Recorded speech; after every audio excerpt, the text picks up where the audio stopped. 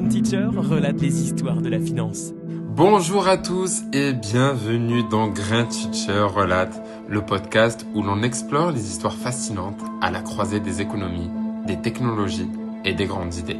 Aujourd'hui, plongeons dans l'univers controversé de Ross Ulbricht, le créateur du tristement célèbre Silk Road, une plateforme en ligne qui a défié les lois, les systèmes établis et même l'éthique de la liberté.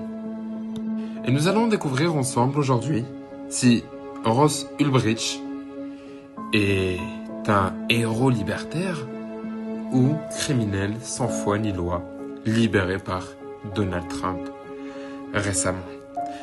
Je vous invite à prendre place, à vous installer confortablement, car cette histoire va être fascinante.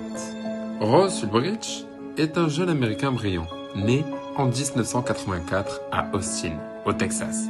Diplômé en physique et passionné d'économie libertarienne, il était convaincu que l'État devait intervenir le moins possible dans les transactions entre individus.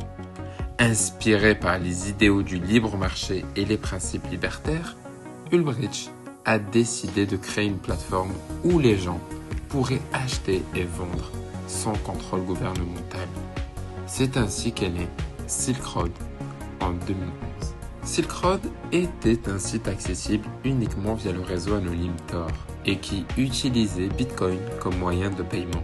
Cette combinaison garantissait l'anonymat des utilisateurs. La plateforme s'est rapidement transformée en un marché noir pour des biens et services illégaux. Drogue, faux papiers et même des services douteux comme des hackers. Cependant, Ulbricht avait interdit certaines activités comme la vente d'armes, de pornographie infantile et de services d'assassinat. Il voulait maintenir un code moral. En seulement 2 ans, Silk Road a généré des millions de dollars de revenus.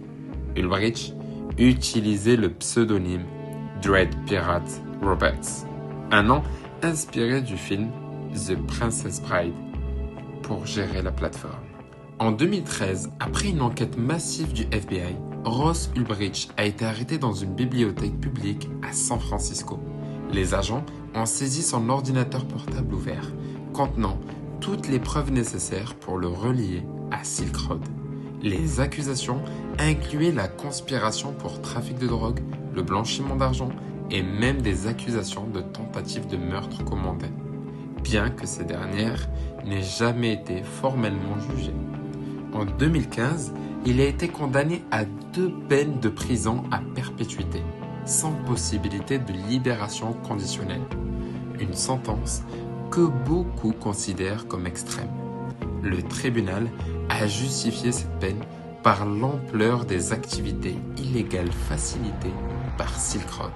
Le 21 janvier 2025, Donald Trump a annoncé une grâce présidentielle pour Ross Ulbricht. Après des années de lobbying intensif mené par sa mère, Lynn Ulbricht et des activistes libertariens.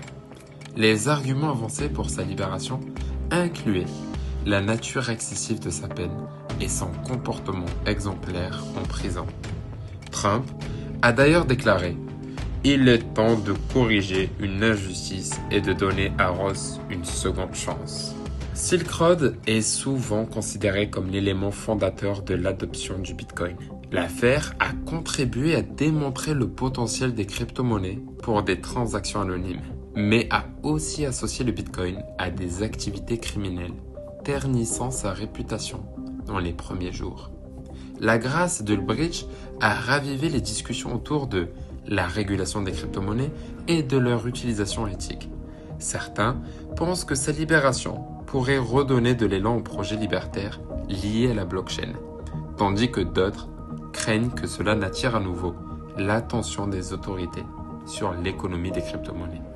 En conclusion, l'histoire de Ross Ulbricht soulève des questions fondamentales sur la liberté individuelle, la sévérité des sanctions judiciaires et l'avenir des technologies décentralisées.